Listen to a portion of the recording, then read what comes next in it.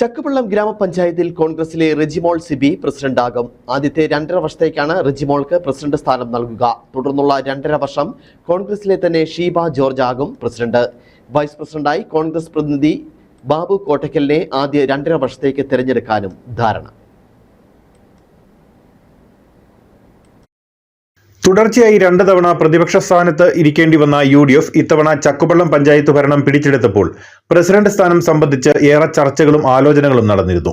DCC പ്രതിനിധികളുടെ സാന്നിധ്യത്തിൽ കഴിഞ്ഞ ദിവസം നടന്ന ചർച്ചയിലാണ് ആദ്യത്തെ 2.5 വർഷം 5ാം വാർഡിലെ അംഗമായ റെജിമോൾ ഷിബിയെ പ്രസിഡന്റായി തെരഞ്ഞെടുക്കാനും തുടർന്നുള്ള 2.5 വർഷം 7ാം വാർഡ് അംഗമായ ഷീബ ജോർജിന് പ്രസിഡന്റ് സ്ഥാനം നൽകുന്നതിനും ധാരണയായത്.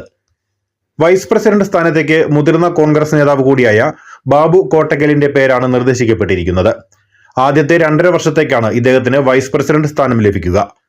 തുടർന്നുള്ള കാലയളവിൽ ആർക്ക് വൈസ് പ്രസിഡന്റ് സ്ഥാനം നൽകും എന്നത് സംബന്ധിച്ച് തീരുമാനത്തിലെത്തിയിട്ടില്ല.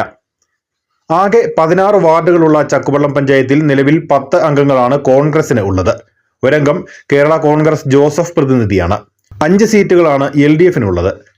27-നാണ് പ്രസിഡന്റ് വൈസ് പ്രസിഡന്റ് സ്ഥാനങ്ങളിലേക്കുള്ള ഔദ്യോഗിക തെരഞ്ഞെടുപ്പ് നടക്കുന്നത്. വിവിധ സ്റ്റാൻഡിംഗ് കമ്മിറ്റി അധ്യക്ഷ സ്ഥാനങ്ങൾ സംബന്ധിച്ചും വരുന്ന ദിവസങ്ങളിൽ തീരുമാനമുണ്ടാകും എന്നാണ് UDF വൃത്തങ്ങൾ സൂചിപ്പിക്കുന്നത്. News bureau, Anakkara.